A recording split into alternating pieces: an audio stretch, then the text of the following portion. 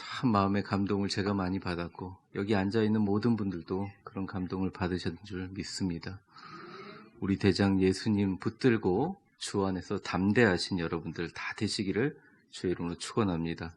하나님 말씀 한번 들어볼까요? 주의 말씀은 내 발의 등이요 내 길의 빛이니이다. 아멘. 잠깐 기도하겠습니다. 하나님의 말씀 제대로 운반할 수 있도록 종을 성원 운반의 도구로 사용하여 주시고 우리 주 예수 그리스도만 높여지게 하여 주시옵소서. 예수님의 이름으로 기도합니다. 아멘. 우리가 인생의 길을 정하고 걸어가는 것, 내가 인생의 길을 정하고 걸어온 것 같지만 그것은 사실이 아닙니다. 여러분들이 택시를 타고 버스를 타고 자동차를 주차하고 추위를 뚫고 걸어서 또는 이 자리에 온 것 같지만 사실은 그것은 사실이 아닙니다.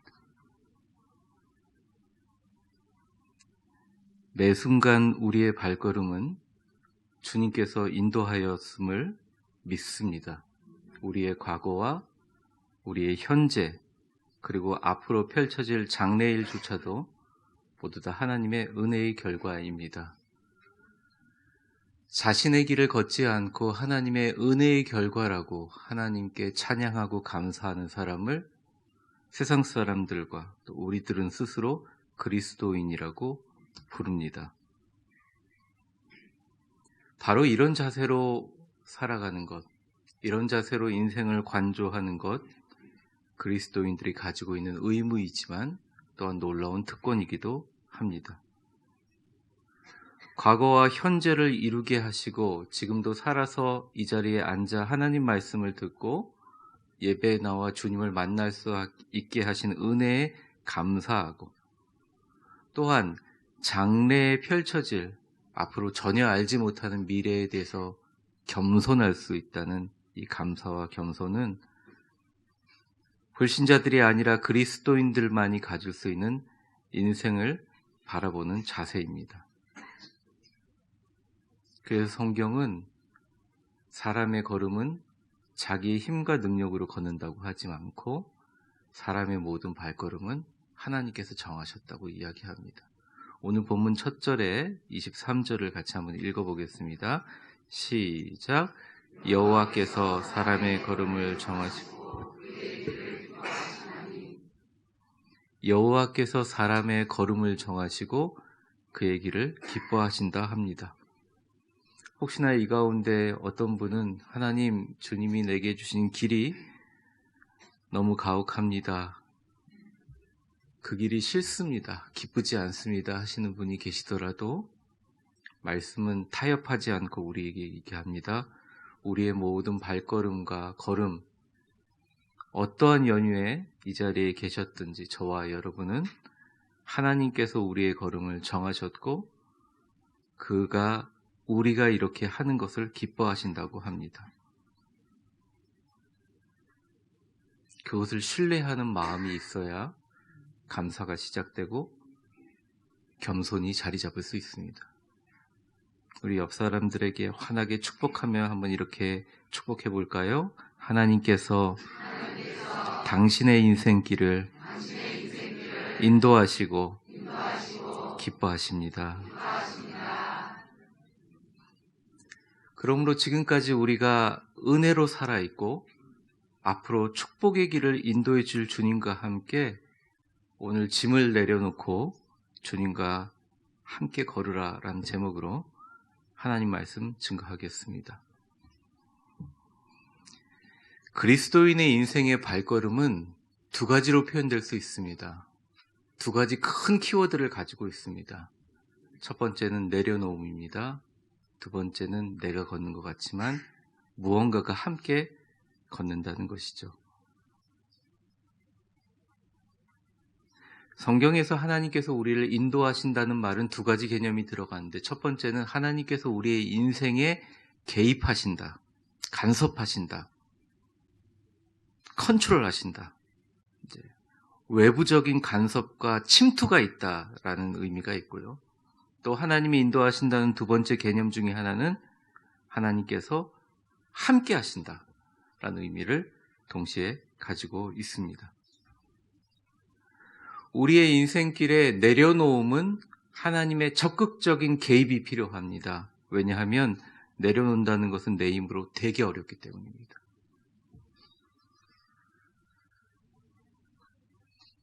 내려놓음이 쉬운 방법을 제시하는 분이 있으면 저한테 꼭 알려주십시오. 제가 밥 한 끼 사드리겠습니다.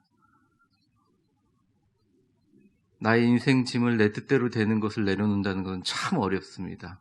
하나님의 적극적인 개입과 침투와 간섭이 필요하다는 거예요. 그래서 목회자가 된다는 것, 그리스도인이 된다는 것 쉽지 않습니다. 왜냐하면 내려놓음이라는 과정이 있기 때문에 그렇습니다. 내가 지금까지 가지고 있었던 이뤄놓은 것도 초계같이 내려놓을 수 있어야 나아갈 수 있다는 거죠. 하나님의 지도가 필요하다는 거죠. 먼저 내려놓음에 대해서 말씀드리고 그 다음에 함께 걷는 것을 말씀드리면서 오늘 말씀을 마무리하려고 합니다. 한번 저를 따라해 보겠습니다. 나의 발걸음이라는 짐을 내려놓자. 하나님께서 나를 내려놓게 하시는데요. 어떻게 개입하시냐? 일반적인 상식과는 다르게 우리를 간섭하시고 개입하세요. 일단 제가 전제를 하겠습니다. 이 말씀은 의인들을 향한 말이에요. 의인이라는 말은 의로운 사람을 의미하는 게 아니라 시편 37절의 의인은 하나님을 무서워하는 경외하는 사람들을 의미합니다.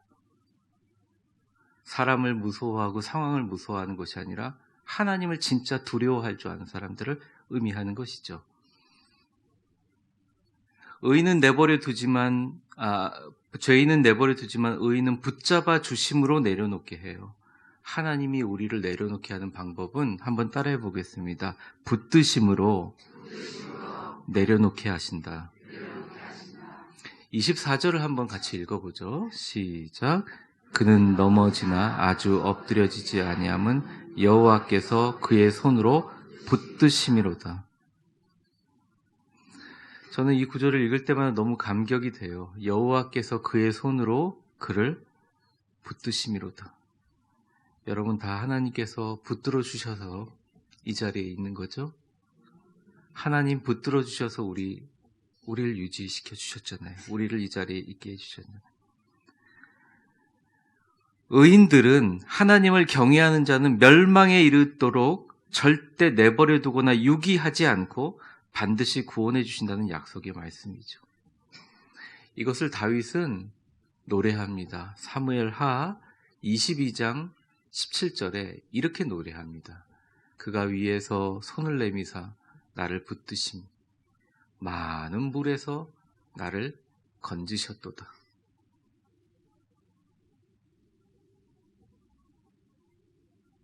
다윗의 인생이 너무나 고난과 어려움이 많았고 끊임없는 여러 가지 고통 가운데 살았는데 이것들을 많은 물이라고 표현하고 물에 이렇게 빠져갈 때 하나님께 손을 내미사 그의 손을 붙잡아 주시고 번쩍하고 들어주셨다는 거죠. 기중기가 들어주시지. 또한 하나님은 우리의 생명을 붙드심으로 우리의 짐을 내려놓게 하십니다. 시편 3편 5절이 같이 한번 읽어보겠습니다. 시작. 내가 누워 자고 깨었으니 여호와께서 네. 인생이 대단한 것 아이고 참 인생이 대단한 것 같아도 사실은 우리가 누워 자고 다시 주여 그러고 일어나는 거예요. 네, 제가 보니까. 근데 다윗은 광야에서 그렇게 고통당하고 어려움 당할 때 언제 살해를 당할지도 모르는 그 사울의 간첩들 그리고 사울의 그 자객들을 피해서 새벽을 일어날 때마다 내가 찬양으로 새벽을 깨우리로다. 사실 새벽을 깨우기 위해서 밤을 샜다는 것은 두려움으로 밤을 보냈다는 의미도 됩니다. 여러분이 자고 일어나고 생명을 유지시켜주는 것 절대 여러분의 것이 아니에요. 생명은 우리의 생명도 주님께서 붙들어 주십니다. 또한 하나님께서 우리 교회라는 곳에서 하나님의 성소인 시온과 하나님의 성소에서 우리의 감정, 우리의 말, 우리의 행동, 우리의 모든 것 자제하게 하시고 하나님을 찬양하게 하시고 그거 우리의 힘으로 하는 게 아니에요. 하나님 붙들어 주시는 거예요. 시편 20편 2절입니다. 같이 한번 읽어보겠습니다. 시작. 성소에서 너를 도와주시고 시온에서 너를 붙들고. 또한 이 자리에 여러분 건강하고 행복하게 이 자리에 나오신 여러분들 하나님께서 병상에서 여러분들 다 붙들어 주셨기 때문에 이 자리까지 오게 된 것입니다. 시편 41편 3절 말씀 우리 같이 한번 읽어보겠습니다. 시작. 여호와께서 그를 병상에서 붙드시고 그가 누워있을 때마다 그의 병을 고쳐주시나이다.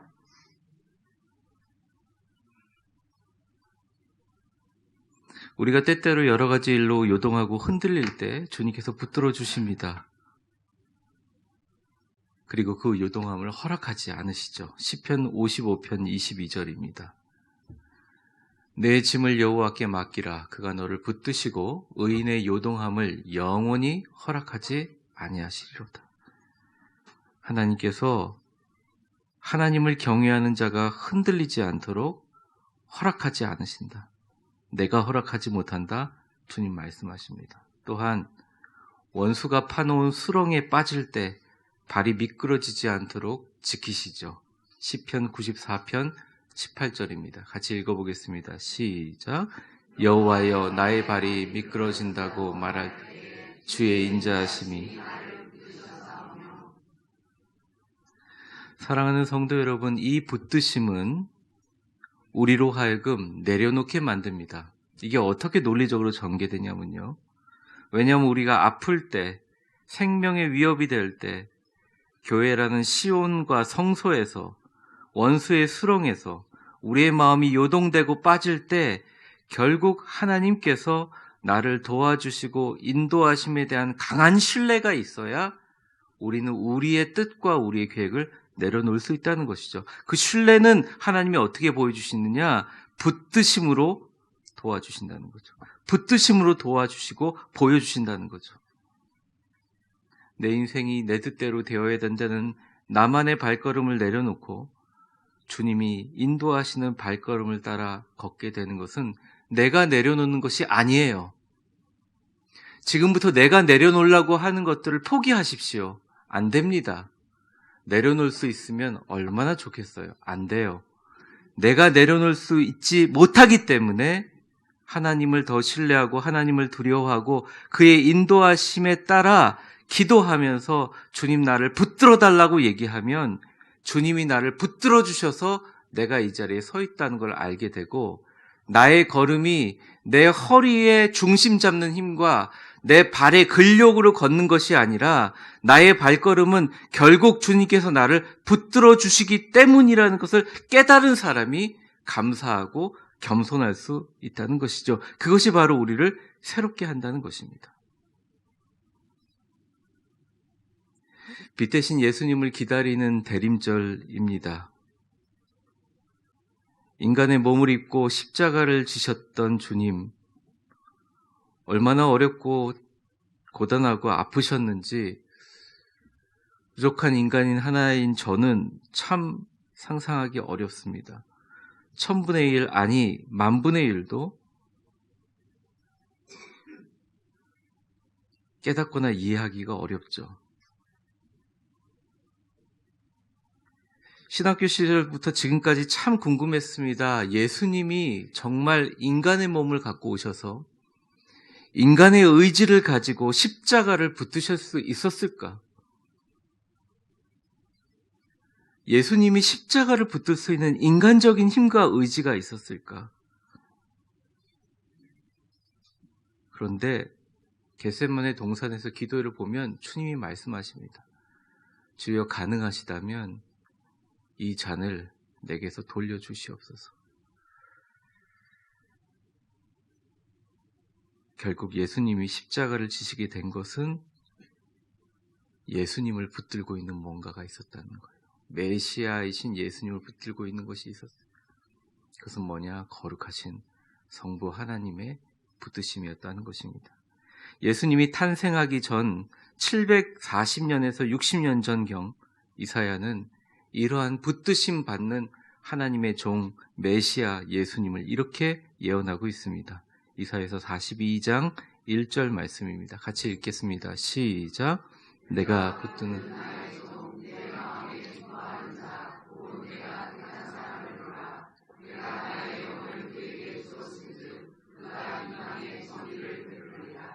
내가 붙드는 나의 종, 내가 붙드는 나의 종, 내가 붙드는 나의 종.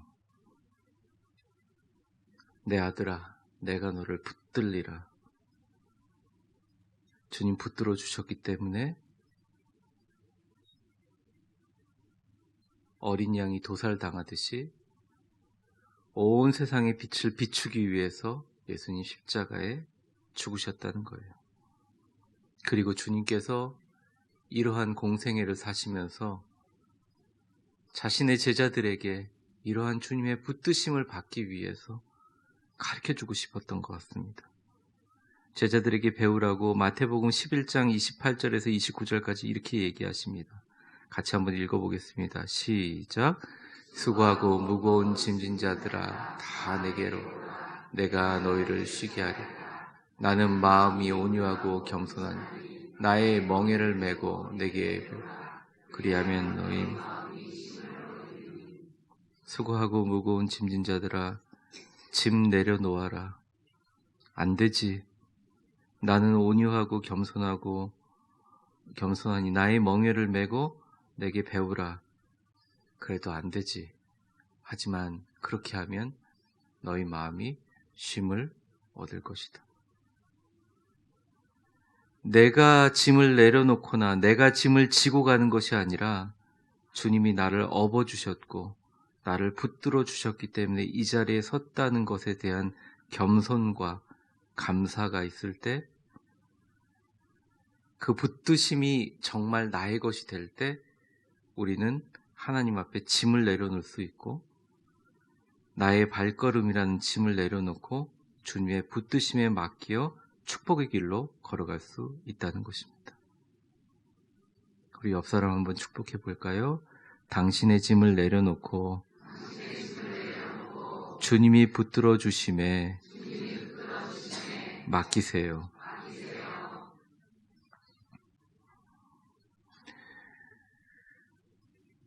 내려놓음도 중요하지만 내려놓음에 멈춰 있지 않고 힘차게 걸어가는 것도 참 중요합니다. 주님은 내려놓음에 멈춰 있지 말고 주님과 함께 힘차게 걸어가라고 이야기합니다. 근데 어떻게 걸어가느냐? 같이 한번 읽어볼까요? 화면에 나와 있는 것. 시작. 복 주실 주님을 신뢰하고 힘차게 걸어가자.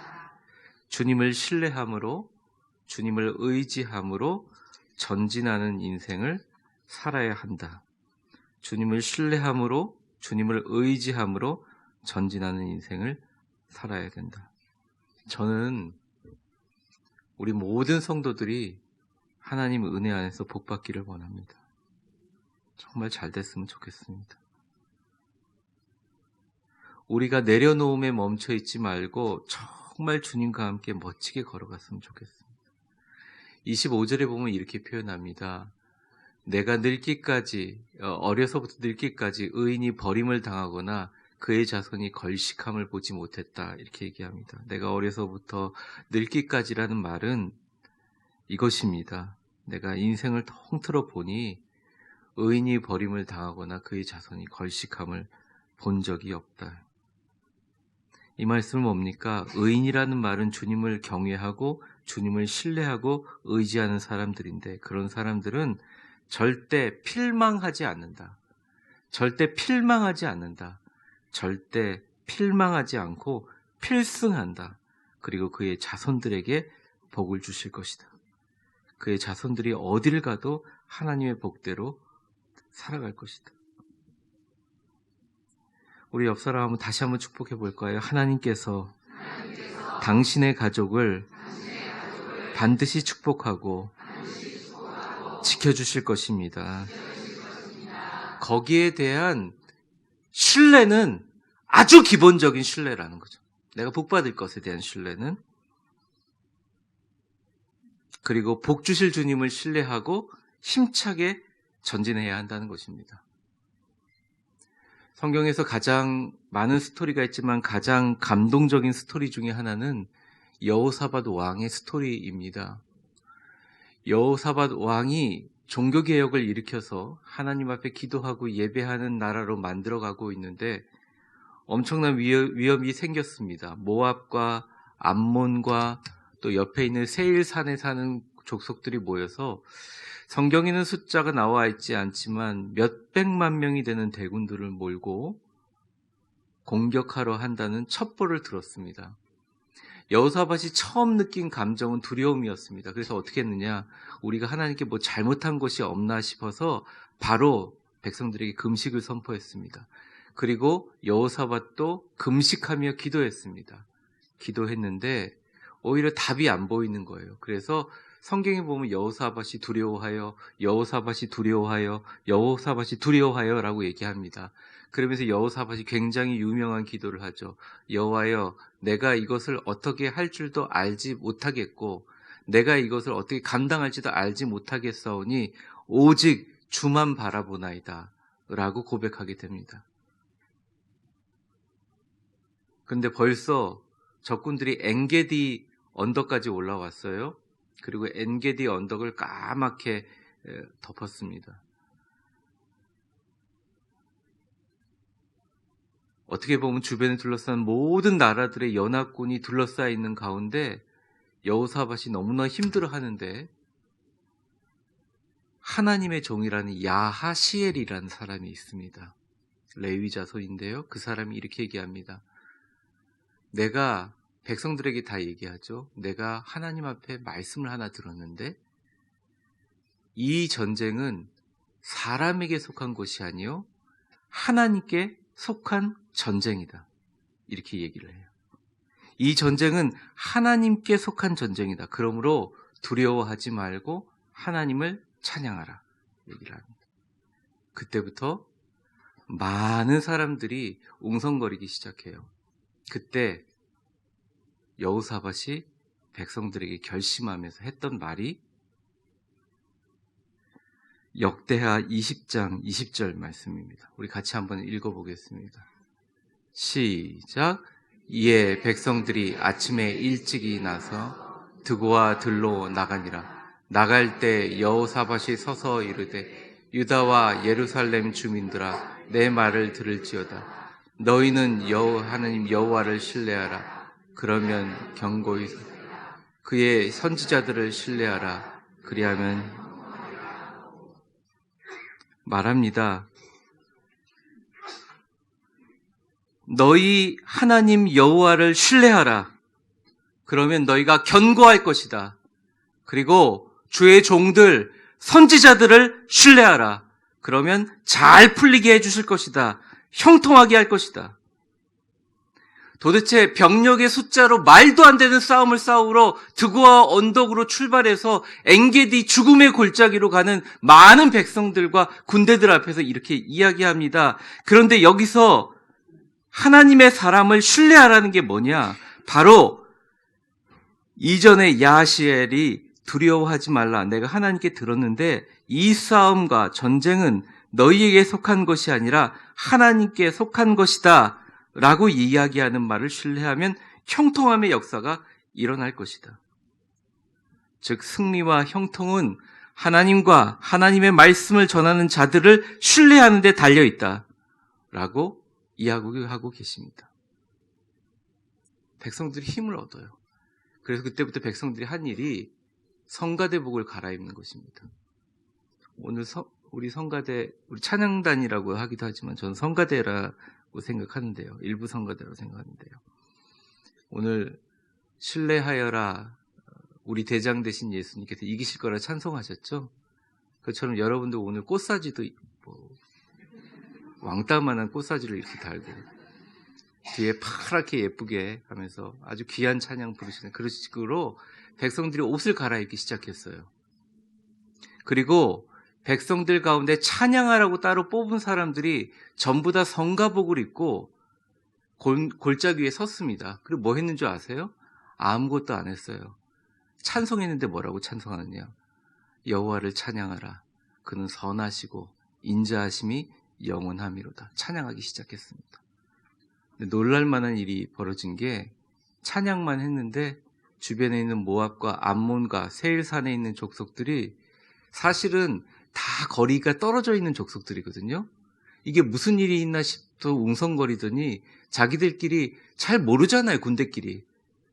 그랬더니 막 치고받고 싸우더니 다 죽어버렸습니다. 그래서 사실은 그 전투가 얼마나 처참하게 끝났냐면 서로 가운데서 막 치고받고 죽어버리는데 사실 싸운 게 아니라 그 사람들의 죽음과 시체 수습하고 전리품 수술을 하는데 성경에 보면 사흘이 걸린다고 나와 있어요. 사랑하는 성도 여러분, 하나님을 신뢰하십시오. 여러분에게 복 주실 것이다. 여러분의 인생의 경제의 전쟁은, 여러분의 마음의 전쟁은, 여러분의 삶의 전쟁은 하나님께 속할 것이다 이야기하는 말씀의 종의 말씀을 여러분들 신뢰하십시오. 그게 바로 승리의 비결이라는 것입니다. 다윗은 이렇게 고백하죠. 사람에게 피하는 것보다 하나님 신뢰하는 게 훨씬 낫다. 하나님께 피하는 것이 사람을 신뢰하는 것보다 낫다. 시편 118편 8절 말씀입니다. 같이 읽어보겠습니다. 시작. 여호와께 피하는 것이 사람을 신뢰하는 것보다 나으며. 아멘. 우리가 사람을 신뢰하지 않고 살 수는 없죠. 그런데 결정적인 순간에는 하나님을 의지하고 하나님의 종이 전하는 말씀을 신뢰해서 그 말씀대로 할 때 주님께서 우리를 형통하게 만들어 주신다는 거예요. 그럼 결과가 있는데 뭐냐? 오늘 마지막 절 26절입니다. 우리 같이 한번 읽어보겠습니다. 시작. 그는 종일토록 은혜를 베풀고 꾸어주니 그의 자손들이. 아멘. 저나 여러분들이 가지고 있는 꿈 아닐까요? 그는 종일토록 사람들에게 은혜를 베풀어요. 종일토록은 24시간을 의미하는 거죠. 그리고 다른 사람에게 도움을 주는데 꾸어준다는 거예요. 경제적인 도움을 주는 거죠. 그 사람의 인생을 살리는 거죠. 물질의 축복을 주변에 유통하게 하는 거죠. 저는 이 자리에 있는 분들이 다 그렇게 됐으면 좋겠어요. 정말. 물론 나에게 주시는 하나님의 삶을 불평하는 건 아니에요. 제가 원망하는 건 아니에요. 그런데 하나님께서 이 시편 37편의 26절처럼 제가 사는 24시간이 모든 성도들에게 도움이 되고 말이죠. 제가 갖고 있는 물질과 제가 갖고 있는 하나님이 주신 모든 축복이 많은 사람에게 나눠주고 꾸어주는 인생을 살고 싶어요. 그게 진짜 복 아닐까요? 그게 바로 축복의 유통자 아닐까요? 여러분들 그렇게 되시기 바랍니다. 그 전제가 뭐냐? 여호와를 신뢰하고 하나님의 말씀을 신뢰하고 나의 발걸음이란 짐을 내려두는 자에게 주어지는 특권이라는 것입니다. 옆 사람 축복해 보겠습니다. 주님과 함께 걸으며 주변에 하루 종일 은혜를 베풀고 모든 사람에게 도움을 주는 인생 되시기를 축복합니다. 말씀을 맺겠습니다. 우리는 복 주실 주님을 절대 신뢰해야 합니다. 어디를 가든지 무슨 일을 하든지 주님을 신뢰하면 그 길을 망하지 않게 하십니다. 하나님께서 내버려 두지 않으십니다. 하나님이 신뢰가 되면 가세요. 그냥 자기 일을 갖고 가시면 됩니다. 전진하시면 됩니다. 두려워할 필요 없어요.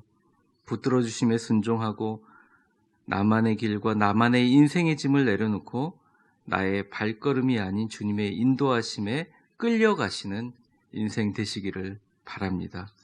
그리고 여호와를 신뢰함으로 걸어가면 위대한 승리와 축복은 덤으로 주어진다는 것이죠. 다윗도 여호사밧도 히스기야도 모세도 여호수아도 이 자리에 앉아있는 저와 여러분 모두 그렇습니다.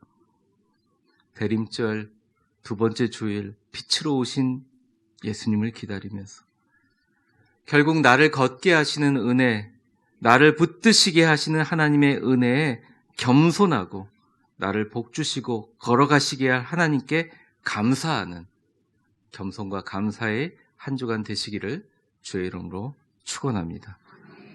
우리 같이 통성으로